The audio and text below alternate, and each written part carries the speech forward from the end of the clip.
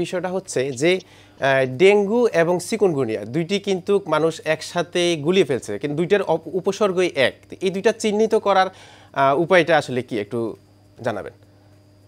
উপসর্গ ভিত্তিক আসলে এই জ্বরগুলোকে আলাদা করা এই এখনকার সময়টাতে এই মুহূর্তে আসলে খুব একটা সহজ না।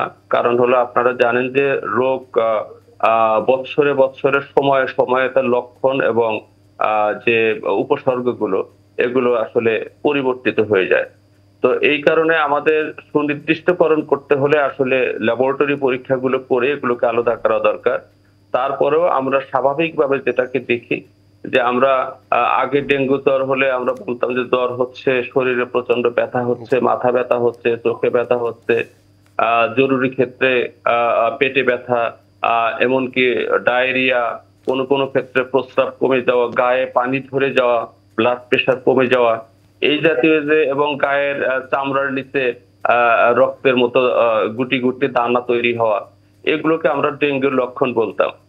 তো এখন দেখা যাচ্ছে এই যে লক্ষণগুলো আসলে সবকিছু সব ডেঙ্গু রোগীর ক্ষেত্রে এটা আসছে না, এবং একই রকম প্রায় আমরা লক্ষণগুলো পাচ্ছি হলো আমাদের চিকুনগুনিয়া জ্বরের ক্ষেত্রে।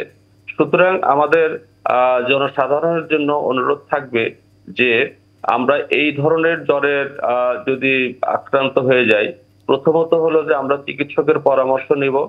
অতিরিক্ত ওষুধপত্র আমরা খাবো না, জ্বরের ওষুধপত্র খাবো, একটু তরলের পরিমাণ গ্রহণটাকে আমরা বাড়িয়ে দেব, এবং আমরা পরিমিত সময়ের মধ্যে আমরা নিকটস্থ যে হাসপাতাল আছে হাসপাতালগুলোতে আমরা এই পরীক্ষাগুলো করে নেব।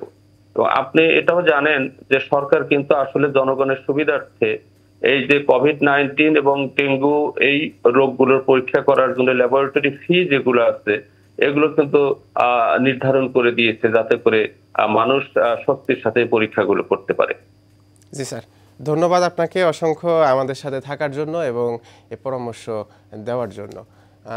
দর্শক, এতক্ষণ আমাদের সাথে যুক্ত ছিল ডক্টর ABM আবু হানিফ, পরিচালক প্রশাসন, স্বাস্থ্য অধিদপ্তর।